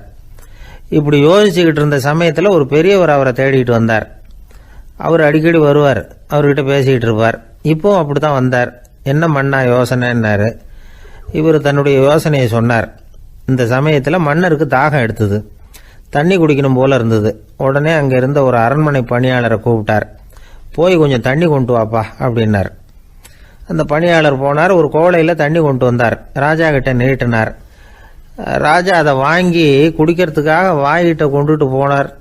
அந்த நேரம் பார்த்து, மன்னா கொஞ்சம் பொறுங்கன்னார் இந்த பெரியவர். ஆவலோட குடிக்க போன மன்னர் அப்படியே நிறுத்திக்கிட்டு பெரியவரை பார்த்தார். இப்போ அந்த பெரியவர் சொன்னார், மன்னா, இப்போ உங்களை விட வலிமை உள்ள ஒரு சக்தி உங்களுக்கு தண்ணி கொடுக்க மறுத்துடுதுன்னு வைங்க, உங்களை குடிக்க விடாமல் தடுத்துடுது அப்படின்னா, இப்போ இந்த ஒரு கோவளை தண்ணீரை என்ன விலை கொடுத்து வாங்குவீங்க அப்படின்னு கேட்டார். இப்போ எனக்கு இருக்கிற தாகத்துக்கு என்னுடைய அரசாங்கத்தில் பாதியையாவது கொடுத்து இந்த தண்ணியை வாங்கறதுக்கு தயங்க மாட்டேன்னார் அவர். சரி, இப்போ அந்த தண்ணியை குடிங்கன்னார் பெரியவர். மன்னர் ஆவலோடு அந்த தண்ணியை குடிச்சு முடித்தார். அதுக்கப்புறம் கொஞ்ச நேரம் தன்னுடைய படையெடுப்பை பற்றி சொல்லிக்கிட்டு இருந்தார். கொஞ்ச நேரம் கழித்து மறுபடியும் இந்த பெரியவர் கேட்டார், மன்னா, இப்போ நீங்கள் ஒரு கோவளை தண்ணீரை குடிச்சு முடிச்சுட்டீங்க. இப்போ அந்த தண்ணீர் உங்கள் உடம்பை விட்டு வெளியில் வரக்கூடிய பாதை அடப்பட்டு போச்சு அப்படின்னு வச்சுங்க, அதை வெளியேற்றுவதற்காக நீங்கள் எவ்வளவு செலவழிப்பீங்க அப்படின்னு கேட்டார். மன்னர் யோசனை பண்ணார். அப்படி ஒரு நிலைமை ஏற்பட்டு போச்சுன்னா என்னுடைய அரசாங்கம் பூராவையும் அதுக்கு ஈடாக தர்றதுக்கு கூட தயங்க மாட்டேன்னார். இப்போ அந்த பெரியவர் சொன்னார், எந்த அரசாங்கத்தின் மதிப்பு ஒரு கோவளை தண்ணீர் அளவுக்கு கூட இல்லையோ அந்த அரசாங்கத்தை அடையணுங்கிற பேராசையில் மனிதர்கள் தங்களுடைய சகோதரர்கள் கூடவே சண்டை போட்டுக்கிறாங்களே, அதில் ஏதாவது அர்த்தம் இருக்குதா அப்படின்னாராம். மன்னருக்கு இப்போதான் அர்த்தம் புரிஞ்சுதான். மனசில் தெளிவு உண்டாச்சு. தன் மனசுக்குள்ளே உண்டான வெறியை விரட்டி அடிச்சு விட்டார். அதுக்கப்புறம் நிம்மதியாக ஆட்சி புரிஞ்சார். இப்படி ஒரு கதை. உயிருக்கு என்ன விலை கொஞ்சம் யோசனை பண்ணி பாருங்கள். ஆனால் அது இப்போ எவ்வளோ மலிவாக போயிட்டுது, அதையும் யோசனை பண்ணி பாருங்களேன். ஆசை பேராசையாக மாறுது, அப்புறம் அது வெறியாக ஆகுது, அதுக்கப்புறம் பைத்தியம் முடியுது. இந்த காலத்து மனிதர்களுக்கு 2 விதமான பைத்தியம் பிடிச்சிருக்கிறதாக ஒரு பெரியவர் சொல்கிறார். ஒன்று பணம், இன்னொன்று அதிகாரம். இதெல்லாம் எவ்வளவு காலத்துக்கு நீடிக்கும்? ஒரு சர்வாதிகார நாட்டில் 3 பேர் ஜெயிலில் இருட்டு அறையில் பேசிக்கிட்டு இருக்கிறாங்க. நீ எப்படி இந்த ஜெயிலுக்கு வந்த அப்படின்னு ஒருத்தர் கேட்டாராம். இந்த நாட்டு ராஜாவை ஆதரித்து நான் பிரச்சாரம் பண்ணினேன், அதனால் கூட்டத்தில் தகராறு வந்துட்டுது, கலவரமாக போச்சு, அதுக்கு நான் தான் காரணம்னு அரெஸ்ட் பண்ணி இங்கே கொண்டாந்து போட்டாங்க அப்படின்னாராம் அவர். சரி, நீ எப்படி இங்கே வந்த அப்படின்னு இன்னொருத்தரை பார்த்து கேட்டிருக்கார். நான் இந்த நாட்டு ராஜாவை எதிர்த்து பிரச்சாரம் பண்ணேன், அதனால் கலவரம், அரெஸ்ட் பண்ணி கொண்டாந்து போட்டாங்கன்னார். சரிப்பா, நீ எப்படி அங்கே வந்த அப்படின்னு 3வது ஆளை பார்த்து இவங்க கேட்டாங்களாம். இதுக்கு அந்த ஆள் மெதுவாக வெளிச்சத்துக்கு வந்து நான் தான் இந்த நாட்டு ராஜா அப்படின்னாராம். ஒரு நண்பர் ஆனந்தமாக சிகரெட் பிடிச்சிக்கிட்டு இருந்தார். இந்த பழக்கத்தை விட்டுவிடுங்களேன் அப்படின்னு சொல்லி பார்த்தோம். விட்டுடலாம்னு தான் பார்க்குறேன், ஆனால் முடியலையேன்னார். மனசு வச்சா எல்லாம் முடியும் அப்படின்னோம். அவர் கொஞ்ச நேரம் யோசனை பண்ணார். அப்புறம் சொன்னார், சரி சார், இதுதான் நான் பிடிக்கிற கடைசி சிகரெட் அப்படின்னு சொல்லி ரொம்ப அழுத்தமாக புகையை உள்ளுக்கு இழுத்தார். அதுக்கப்புறம் அந்த துண்டு சிகரெட்டை வீசி எறிஞ்சுட்டார். ஒருத்தர் இது மாதிரி தீர்மானம் பண்ணி தன்னுடைய கடைசி சிகரெட்டை தூக்கி எறிஞ்சுட்டார்னா அது ஒரு பெரிய விஷயம்தான். அதுக்கு பிறகு அவர் உடம்புல படிப்படியாக என்னென்ன மாற்றங்கள் நடக்கும் அப்படிங்கிறத பற்றி ஒரு விவர பட்டியலே வெளியிட்டிருக்கிறாங்க. அது என்ன விவரம் தெரியுமா? ஒருத்தர் புகைப்பிடிக்கிற பழக்கத்தை நிறுத்துறாருன்னு வச்சுங்க. அப்படி அவர் நிறுத்தின 20 நிமிடங்களுக்குள்ள உயர் ரத்த அழுத்தம், உடல் வெப்பம், நாடி துடிப்பு இதெல்லாம் சரியான நிலைமைக்கு வந்துடுதான். 8 மணி நேரத்துக்குள்ள இந்த ஸ்மோக்கர்ஸ் பிரீத் அப்படிங்கிற தன்மை மறைஞ்சிருதான். ரத்தத்தில் உள்ள கார்பன் மோனாக்சைடு அளவு குறையுதான், ஆக்சிஜன் அளவு கூடுதான், சரியான அளவுக்கு வந்துடுதான். ஒருத்தர் கடைசி சிகரெட்டை தூக்கி எறிஞ்சுட்டார்னா 24 மணி நேரத்துக்குள்ள மாரடைப்பு ஏற்படுறதுக்கான வாய்ப்பு குறைஞ்சுடுதான். 48 மணி நேரத்துக்குள்ள உணர்வு நரம்புகளின் முனைப்பகுதிகள் மறுபடியும் ஒன்று சேர்ந்துருதான். அதனால நாக்கு சுவை உணர்வு, மூக்கின் முகரும் சக்தி இதெல்லாம் மேம்படுதான், நல்ல நிலைமைக்கு வந்துடுதான். சிகரெட்டை நிறுத்தின 3 நாளுக்குள்ள மூச்சு விடுறது சுலபமாயிடுதான். இப்படி அவங்க பட்டியல் நிறைய சொல்றாங்க. 2 அல்லது 3 மாசத்துக்குள்ள என்ன ஆகும் தெரியுமா? ரத்த ஓட்டம் மேம்படுது, நடக்கிறது சுலபமாயிடுது. நுரையீரல் கொள்ளளவு 30% அதிகரிக்குது. 1லிருந்து 9 மாசத்துக்குள்ள சுவாச குறைபாடுகள் நீங்குது. நுரையீரலில் இருக்கக்கூடிய இந்த அசுத்தம் வடிகட்டும் திசுக்கள் சரியா வேலை செய்ய ஆரம்பிச்சிருது. 1 வருஷத்துக்குள்ள இந்த இதய அழுத்த நோய்க்கான வாய்ப்பு பாதியாக குறைஞ்சிருது. இந்த சிகரெட்டை நிறுத்தின 5 வருஷத்துக்குள்ள ஒரு நாளைக்கு 1 பாக்கெட் சிகரெட் பிடிக்கிறவர்களில் நுரையீரல் புற்றுநோயினால சாகிறவர்கள் எண்ணிக்கை பாதியாக குறைஞ்சிருது. புற்றுநோய் செல்கள் சீரமைக்கப்படுது. ஆக ஒருத்தர் புகைக்கிறத விட்டுணும்னு தீர்மானம் பண்ணி தன் கையில் இருக்கிற சிகரெட்டை இதுதான் கடைசின்னு சொல்லி தூக்கி எறிஞ்சுட்டா அதுக்கப்புறம் படிப்படியாக இவ்வளவு நன்மைகளும் மாற்றங்களும் ஏற்படுறதாக இந்த அமெரிக்கன் கேன்சர் சொசைட்டி தெரிவிச்சிருக்குது. அதனால புகைப்பழக்கம் உள்ளவங்க இதையெல்லாம் கொஞ்சம் யோசிச்சு பார்த்து அந்த பழக்கத்தை விட்டு விடுறது ரொம்ப நல்லது. ஆனால் அதையெல்லாம் நாம் சொன்னால் யார் கேட்குறாங்க? என்னுடைய நண்பர் ஒருத்தர் புகைப்பழக்கம் உள்ளவர், அவர் என்கிட்ட சொன்னார், சார், சிகரெட் பிடிக்கிற பழக்கத்தை விட்டு விடுறது என்னை பொறுத்த வரைக்கும் ஒன்றும் பெரிய கஷ்டமான செயல் இல்லை, அது ரொம்ப சுலபம் அப்படின்னார். எப்படி சொல்கிறீங்கன்னு கேட்டேன். நான் ஏற்கனவே 20 தடவை அந்த பழக்கத்தை விட்டுருக்கேன் சார் அப்படின்னார் ரொம்ப பெருமையாக. ஒரு குழந்தை பிறந்து தான் ஒரு வீட்டில், அந்த குழந்தைக்கு என்ன பேர் வைக்கிறதுங்கிறது ஒரு தகராறு. இந்த குழந்தைக்கு என்ன பேர் வைக்கிறதுங்கிறதுல தகராறு வந்துடுது. யார்? கணவனுக்கும் மனைவிக்கும். அவன் என்ன சொல்கிறான், எங்கள் அப்பா பேரை தான் வைக்கணுங்கிறான் அவன். இந்த அம்மா என்ன சொல்லுது, இல்லை எங்கள் அப்பா பேரை தான் வைக்கணும் அப்படிங்குது. காலையிலேருந்து சண்டை, தகராறு. எதிர்த்த வீட்டுக்காரன் பார்த்தான், இது என்ன காலையிலேருந்து எதிர்த்த வீட்டில் தகராறு நடக்குது, என்னென்னு போய் கேட்டிருக்கான். என்னம்மா உங்களுக்கு உள்ள தகராறு? காலையிலேருந்து பார்த்தேன் அப்படின்னா, ஒன்றும் இல்லைம்மா, எங்கள் குழந்தைக்கு பேர் வைக்கிறதுல எங்களுக்கு உள்ளே ஒத்து போக முடியல, நான் எங்கள் அப்பா பேரை வைக்கணுங்கிறேன், அந்த அம்மா அவங்க அப்பா பேரை வைக்கணுங்குது, அதுதான் எங்களால் குடும்பத்தில் ஒரு நிம்மதி இல்லாமல் இருக்கிறோம், தகராறு பண்ணிகிட்ருக்கோம் அப்படின்னு நானா. அப்போ எதிர்த்த வீட்டுக்காரன் சொல்லியிருக்கான், எதிர்த்த வீட்டுக்காரன்னு நான் எதுக்கு இருக்கிறேன், நான் பஞ்சாயத்து பண்ணி வைக்கிறேன், உங்களுக்குள்ள என்ன இது பேர் தானே வைக்கணும், ஏன்ப்பா உங்கள் அப்பா பேர் என்ன அப்படின்னு அவனை கேட்டிருக்கான். எங்கள் அப்பா பேர் சீனிவாசன் அப்படின்ட்டுருக்கான். இந்த அம்மாவை உங்கள் அப்பா பேர் என்னம்மா, கிருஷ்ணன் அப்படின்னு சொல்லி இவன் யோசித்து பார்த்தான். குழந்தைக்கு சீனிவாச கோபாலகிருஷ்ணன்னு பேர் வைங்க போங்க அப்படின்ட்டு போயிட்டான். ஏற்ற விட்டு தீர்த்து வச்சுட்டு போயிட்டான். போனதுக்கப்புறம் இவங்க 2 பேரும் பேசிக்கிட்டாங்க. சரி, இந்த சீனிவாசன் சரி, கிருஷ்ணன் சரி, நடுவில் கோபாலம் யார் அப்படின்னு சொல்லி அவனை போய் இழுத்துட்டு வந்தான். எழுத்து வீட்டில் போய் அது யாரா, அது இங்கே வா, அது யாரா கோபால, அது எங்கள் அப்பா பேர். நீ அதை மட்டும் எதுக்கு விட்டு வைக்கிற, அதையும் சேர்த்து வச்சுட்டு போடான்னு. அதாவது குடும்பத்தில் வந்து ஒரு கணவனும் மனைவியும் ஒரு சின்ன விஷயத்தில் கூட ஒத்து போகலைன்னா இப்படி தான் ஏற்று விட்டுக்காரன் பஞ்சாயத்துக்கு வருவான். கோபாலன்னு வந்து குறுக்க வருவான் ஒருத்தன். அப்படி அந்த அனுசரிப்புங்கிறது குடும்பத்தில் ரொம்ப அவசியம்.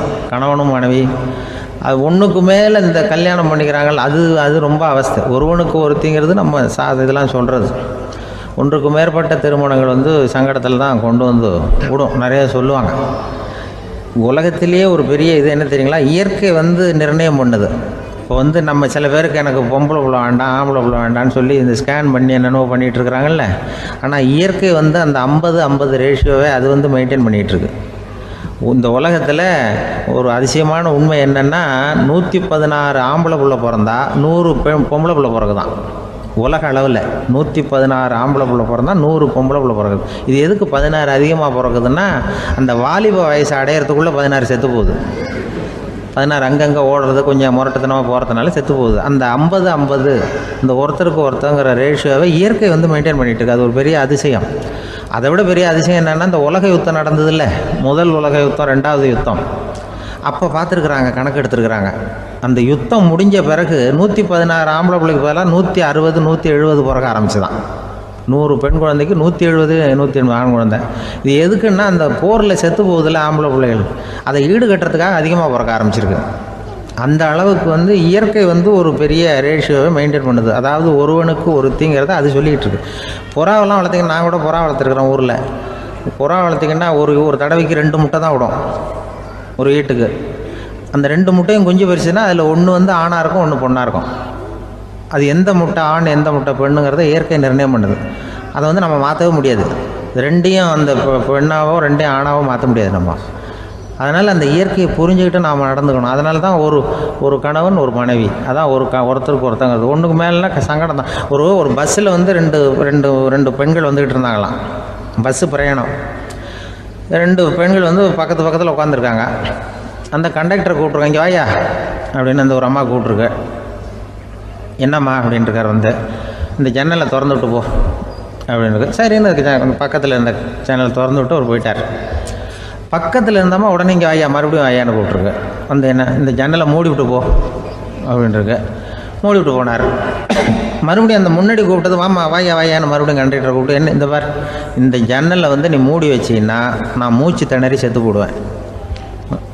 அப்புறம் உடனே பக்கத்தில் இருந்தம்மா தபாரியா அந்த அம்மா பேச்சை கேட்டுட்டு நீ திறந்து வச்சின்னா நான் குளிர் தாங்காமல் செத்து போடுவேன் அப்படின்னு அவர் தலையை பிச்சுக்கிறார் கண்டக்டர். என்னடா பெரிய ரொம்ப போச்சு, கொஞ்சம் தூரம் பிரயாணம், இதில் கூட அட்ஜஸ்ட் பண்ணி போகக்கூடாதா அப்படின்னு.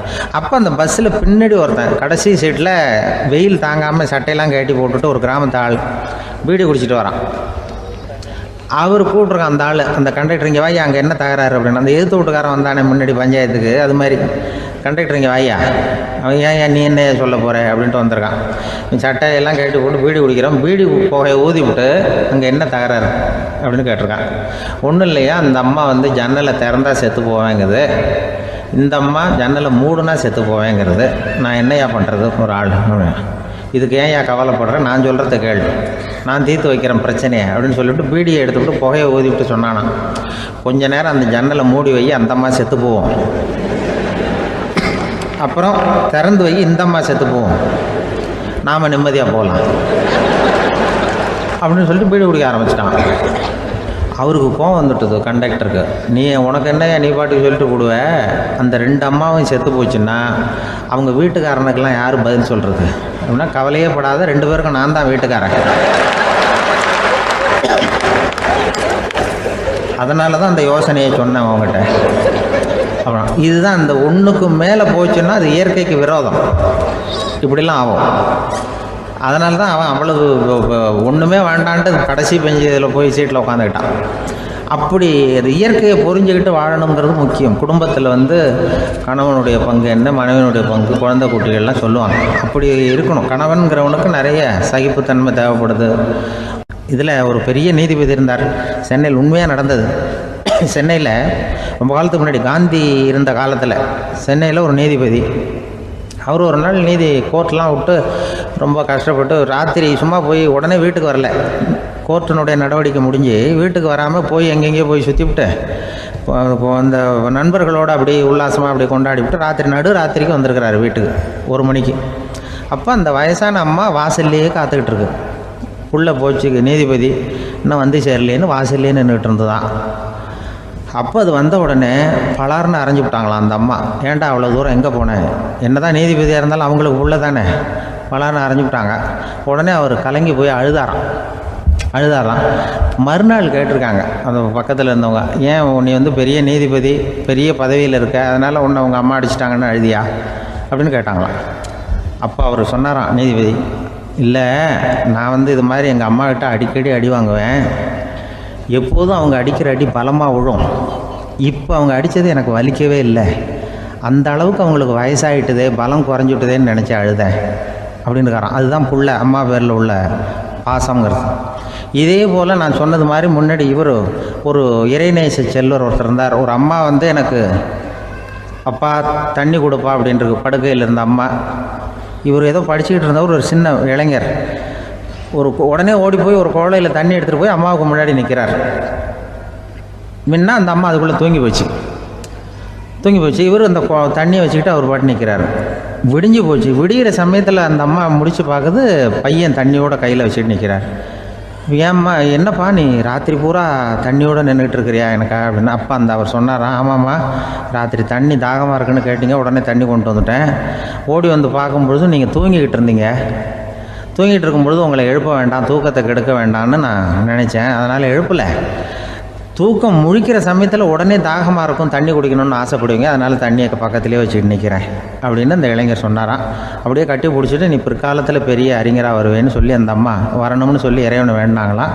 அவர் தான் இஸ்லாமிய மார்க்கத்தில், தீன் மார்க்கத்தில் பெரிய ஆளானது. அதாவது ஷர்புதீன் யாஹ்யான்னு ஒருத்தர், ஒரு பெரிய இஸ்லாமிய பேரறிஞராக வந்தார். இப்படி அம்மா பேரில் பாசமாக உள்ளவங்களாம் இருந்தாங்க நிறையா. அப்படி அந்த குடும்பத்தில் வந்து அந்த பாசம் நேசம் எவ்வளவு இருக்கோ அவ்வளவுக்கு அவர்கள் உயர்வார்கள்ங்கிறது தான் நம்முடைய பெரிய இதெல்லாம் பெரியவங்கள்லாம் சொல்லியிருக்கிறது அதுதான். அதனால தான் அந்த கணவனுடைய பங்கு என்ன, மனைவியினுடைய பங்கு என்ன, பிள்ளைகளுடைய பங்கு என்னங்கிறத பற்றி ரொம்ப விவரமாக சொல்கிறதுக்காக தான் அதை பற்றி நாம் சிந்திக்க வேண்டிய நேரம் இதுங்கிறதுனால தான். கணவனுக்கு வந்து இது வந்துடக்கூடாது, அதாவது கோபம் வரக்கூடாது, நிதானம் வேணும் அப்படின்லாம் சொல்லுவாங்க. நிதானம், கணவன் வந்து கோபப்படக்கூடாதுமா. அதுக்கு நாங்கள் மனுஷனுக்கு சினம் தவிர்த்தல்னு பயிற்சியெல்லாம் கொடுக்குறாங்க. இப்போது மனுஷன் கோபப்படாமல் இருக்கணும், போகணும் வரணும்னு அதுக்கு சொல்லுவோம் நாங்கள். சும்மா கதை ரூபமாக சொல்கிறது. அங்கே வேதாத்திரி மகரிஷின்னு இருக்கார், அவர் இதில் வந்து சினம் தவிர்த்தல்னு பயிற்சியை கொடுப்பாங்க. குடும்ப தலைவர்கள் பெரியவங்கள்லாம் வந்து அந்த பயிற்சியை எடுத்துக்கணும். என்னை கூப்பிட்டாங்க ஒரு தரம், சினம் தவிர்த்தல்னு ஒரு பயிற்சி கொடுக்குறோம், அதில் நீ வந்து பேசுன்னாங்க. நான் சொன்னேன், நான் பயிற்சிக்கு வேணா வரேன், என்னை பேச வேண்டாம் சார், நான் வந்து பயிற்சியை கற்றுக்கிறேன். இல்லை நீ அதெல்லாம் பயிற்சி நாங்கள் கொடுக்குறோம், நீ உனக்கு என்ன தெரியுமோ சொல்லு, மனுஷன் கோவப்படாமல் இருக்கணும், அதுக்கு ஏதாவது வழி சொல்லிட்டு போ அப்படின்னு கூப்பிட்டாங்க. சரின்ட்டு போனேன். அங்கே போய் நான் சொன்னேன், இது மாதிரி எனக்கு தெரிஞ்சது ஒரு கதை மாதிரி சொன்னேன். மீனம்பாக்கம் ஏர்போர்ட், அங்கே ஜப்பானுக்கு போக வேண்டிய ஒரு பிரயாணி லக்கேஜோடு நிற்கிறார் நிறையா. இதை வாங்கி பிளேனில் ஏற்றக்கூடிய ஒரு தொழிலாளி அவர்கிட்ட ஒரு சண்டை போடுறார், அடிக்க போகிறார், திட்டுறாரு, கண்டாமலான்னு திட்டுறார். அவர் இதை ஒருத்தர் பார்த்துக்கிட்டே இருக்கார். அந்த சினம் தவிர்த்தல் பயிற்சி கொடுக்குற பேராசிரியர் ஒருத்தர் பார்த்துக்கிட்டே இருக்கார். இது எப்படி இவன் இந்த ஆள் அவ்வளவு கோபமாக அடிக்க போகிறான், திட்டுறான் அந்த பெரிய மனுஷன், இவர் பதிலுக்கு அவர் திட்டவே இல்லையே. அந்த தொழிலாளி சிரிச்சுக்கிட்டே சரி சார் அப்படின்னுட்டே இருக்கான். இவர் லக்கேஜை வாங்கி பிளேனில் ஏற்றுற தொழிலாளி இப்போ கண்ணாவுடனே அடிக்க போகிறான், திட்டுறான், முகம் செவந்து போச்சு. இவருக்கு என்ன ஆச்சரியம்னா, இந்த ஆள் இவ்வளவு கோவப்படுறான், அதை வாங்கி அந்த தொழிலாளி கொஞ்சம் கூட முகத்தில் கோபமே படலையே, சிரித்த முகத்தோடு இருக்கானே, இவன் வந்து நமக்கு பயிற்சி வகுப்பு எடுக்கலாம் போல இருக்கே அப்படின்னு இவர் நினச்சிட்டார். ரொம்ப நேரம் அவர் கத்திக்கிட்டு இருந்தார். சரி சார்ன்ட்டு அதை வாங்கிட்டு அவர் போயிட்டார். போனதுக்கப்புறம் இந்த ஆள் அப்புறம் பிளேன் வந்தது, ஏறி அவர் போயிட்டார், ஜப்பானுக்கு போயிட்டார். அதுக்கப்புறம் இந்த சினம் தவிர்த்தல் பேராசிரியர் ஓடி போய் அந்த தொழிலாளியை பிடிச்சி கொண்டு வந்தார். இந்த பாருப்பா, நான் வந்து காலையிலேருந்து பார்த்துக்கிட்டு இருக்கேன், அந்த ஆள் உன்னை அடிக்க வந்தான், திட்ட வந்தான், இவ்வளவு கோவப்படுறான், உனக்கு பதிலுக்கு நீ கோவமே படலையே, உனக்கு கோவமே வராதா, அது எப்படி நீ சினம் தவிர்க்கிறது, எப்படி உனக்கு கோவமே வரலையா அப்படின்னு கேட்டிருக்கார். அப்போ அந்த தொழிலாளி சொன்னாராம், அப்படி இல்லை சார், மனுஷன்னு பிறந்தா கோவம் படாமல் இருக்க முடியாது, எல்லாருக்கும் கோவம் வரும், அது அவங்கவுங்க வழியில் டீல் பண்ணுவாங்க, நான் அதை என் வழியில் டீல் பண்ணேன், அவ்வளோதான். அப்போ அவர் திட்டும் பொழுது உனக்கு கோபம் வந்தது தானே? வந்தது சார். அப்போ அது எப்படி டீல் பண்ணேன்னு கேட்டிருக்காரு. அப்போ இவன் சொன்னான், ஒன்றும் இல்லை சார், அந்த பிரயாணி வந்து இப்போ ஜப்பானுக்கு போயிட்டுருக்கார், அவர் லக்கேஜெலாம் அமெரிக்கா போயிட்டுருக்கு.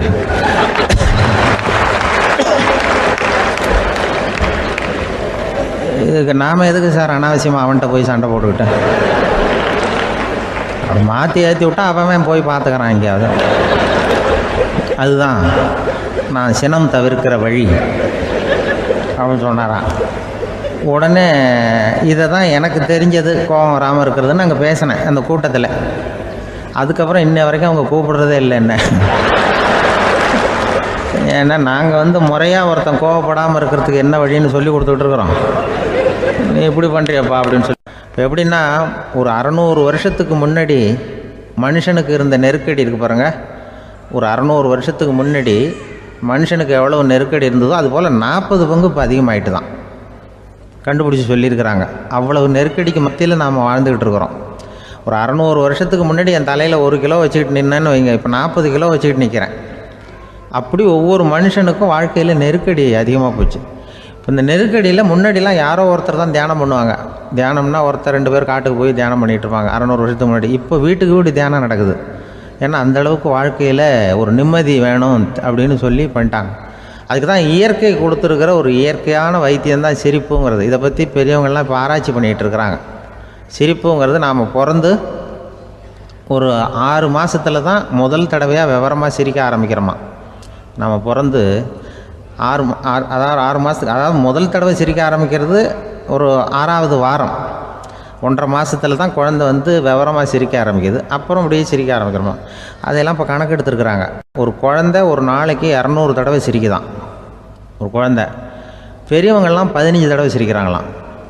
200 தடவை சிரிச்சுக்கிட்டு இருந்த நாம் அப்படியே குறைஞ்சி 15 ஆகிட்டு. அதனால தான் இருதய நோயெல்லாம் வருது, ஹார்ட் அட்டாக்லாம் வருதுன்னு கண்டுபிடிச்சிருக்கிறாங்க. 200 சிரிப்புக்கு வந்து அது வந்து இயல்புத்தன்மை, மனுஷனுடைய இயல்புத்தன்மை சிரிக்கிறது. அதுக்கு ஜோக்கே தேவைப்படாது. ஆனால் இப்போ காலங்காலமாக நாம் என்ன போதிக்கப்பட்டு வந்திருக்கிறோம்னா, சிரிப்புங்கிறது ஒரு பாவமான செயல். ஒரு முதலாளிக்கு முன்னாடி தொழிலாளி சிரித்தா மரியாதை குறைச்சல், ஒரு கணவனுக்கு முன்னாடி மனைவி சிரித்தா மரியாதை குறைச்சல், அது மாதிரி ஒரு வாத்தியாருக்கு முன்னாடி பையன் சிரித்தா மரியாதை குறைச்சல், ஒரு ஆஃபீஸருக்கு முன்னாடி பியூனு சிரித்தா மரியாதை குறைச்சல், இப்படின்னு சொல்லி சிரிப்புங்கிறது ஏதோ மரியாதை குறைவான செயல்னு காலங்காலமாக நாம் போதிக்கப்பட்டு வந்திருக்கிறோம். இப்போ மரபு ரீதியாகவே அந்த சிரிப்பு வந்து நம்மகிட்ட சிறைப்பட்டுருக்கு தான், அடங்கி போச்சு. அந்த சிறைப்பட்டிருக்கிற சிரிப்பை வெளியில் கொண்டு வர்றதுக்கு தான் ஜோக்குன்னு ஒரு சாவியை போட வேண்டியிருக்கு. வேறு இந்த ஜோக்குக்கும் சிரிப்புக்கும் சம்மந்தம் இல்லை. அதை ஏற்கனவே இருக்கிறத வெளில கொண்டு வரதுக்கு ஒரு சாவி மாதிரி உபயோகப்படுதுன்னு இப்போ அதை பற்றி ஆராய்ச்சி பண்ணுறவங்களாம் சொல்கிறாங்க. ஏன்னா சிரிப்புக்கு ஜோக்கு தேவைப்படாது.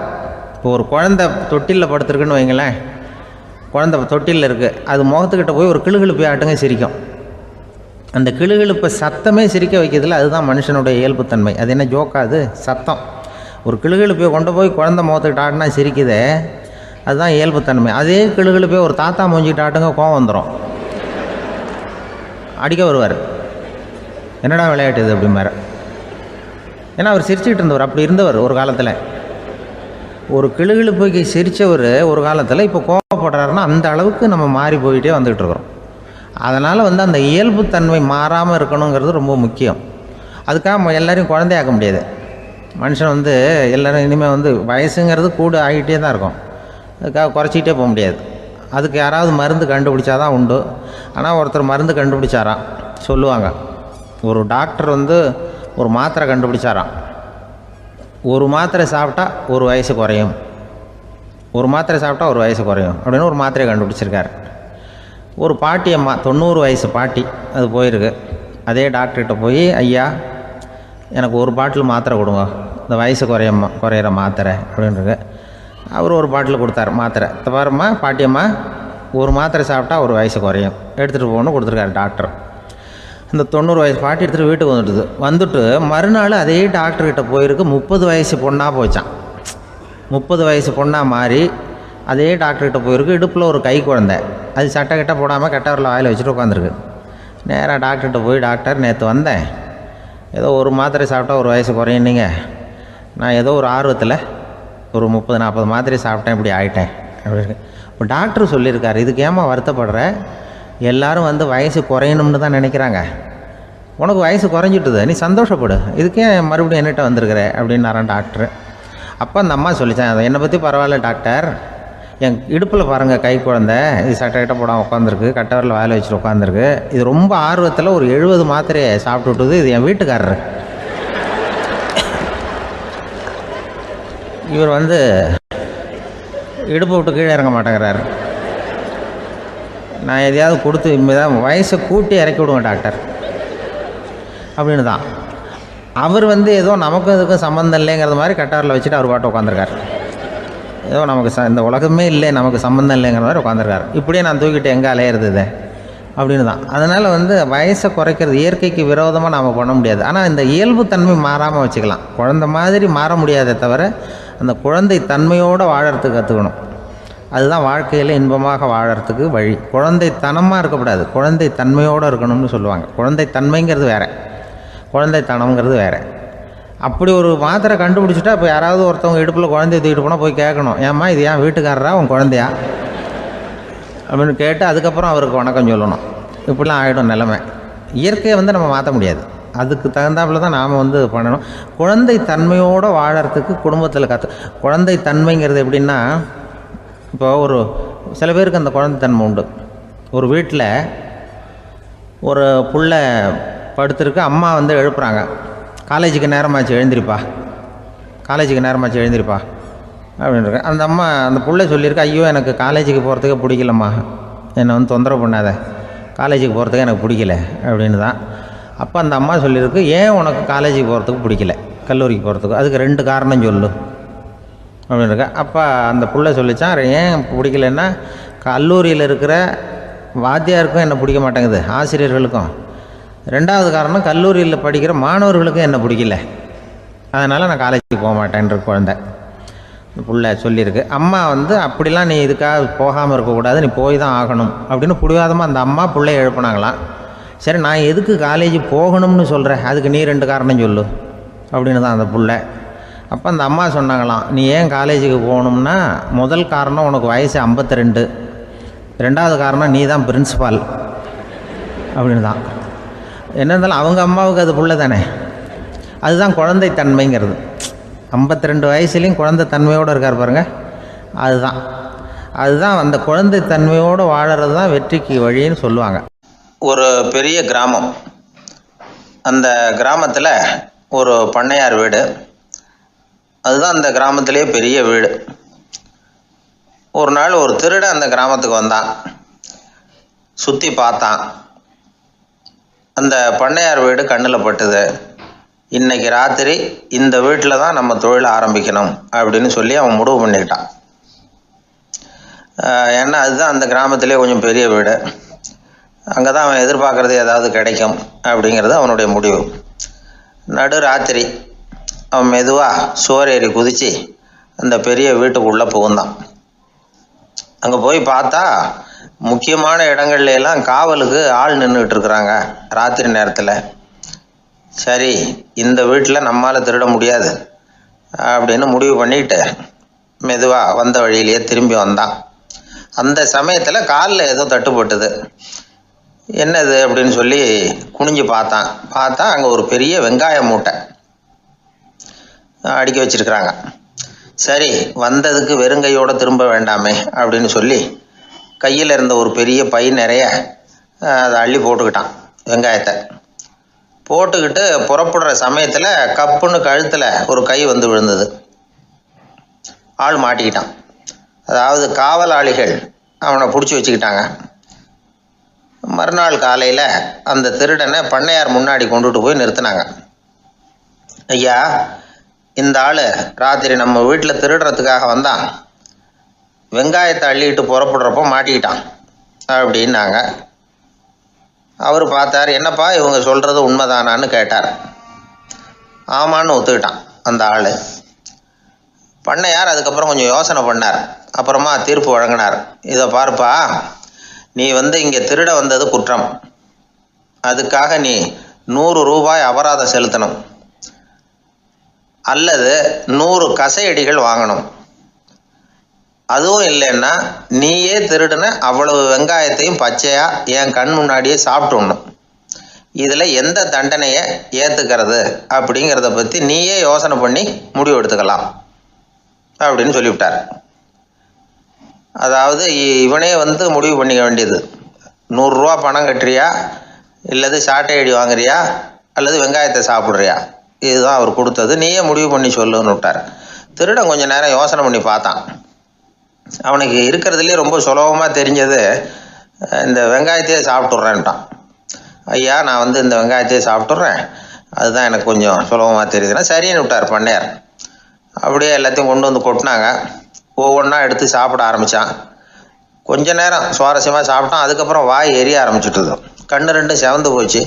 கண்ணில் இருந்து தார தாரையாக கண்ணீர் வழிய ஆரம்பிச்சுட்டுது. ஒரே எரிச்சல். அவனால் தாக்கு பிடிக்க முடியல. வெங்காயம் பாதி கூட தீரல. பார்த்தான், சரி இது நமக்கு சரிப்பட்டு வராது அப்படின்னு முடிவு பண்ணிட்டான். ஐயா, என்னை மன்னிச்சுக்கோங்க, இது என்னால் முடியாது போல இருக்கு, பேசாமல் எனக்கு 100 சாட்டை அடியை கொடுத்துருங்க அப்படின்னா. அவரும் சரின்னார். சாட்டை அடி விழ ஆரம்பிச்சிது.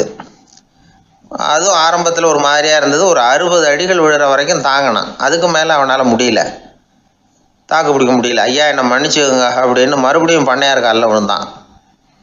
ஐயா, இதுவும் எனக்கு சரிப்பட்டு வராது போல இருக்கு, பேசாமல் 100 ரூபா அபராதமே கட்டிவிட்றேன் அப்படின்னா.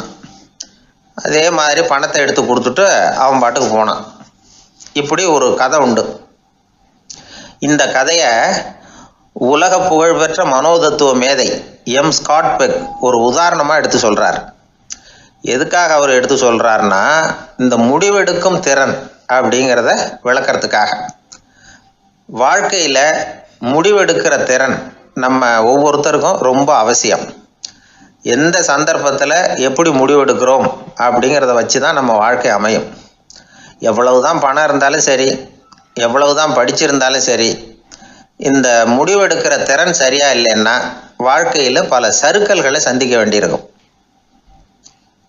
நாம் முடிவுகள் எடுத்தால் அந்த முடிவுகளால் ஏற்படக்கூடிய விளைவுகளுக்கு நாம் பொறுப்பு ஏற்க வேண்டியிருக்குமே அப்படிங்கிற பயத்தினால முடிவெடுக்கிற அதிகாரத்தை பல சமயங்களில் நாம் மற்றவங்களுக்கு தாரவாத்து கொடுத்துட்றோம். நாமே முடிவெடுக்கக்கூடிய திறமையை வளர்த்துக்கிறது தான் ரொம்ப முக்கியம். ஒருத்தர் சொன்னார், சார், சின்ன சின்ன பிரச்சனைகள்ல எல்லாம் எங்கள் வீட்டில் என் மனைவி முடிவு எடுக்க விட்டுருவேன், பெரிய பிரச்சனைகள்ல எல்லாம் நான் தான் முடிவெடுப்பேன் அப்படின்னார். பரவாயில்லையே அப்படின்னு சொல்லி, சின்ன சின்ன பிரச்சனைகள்னா எதுங்க அப்படின்னு கேட்டேன்.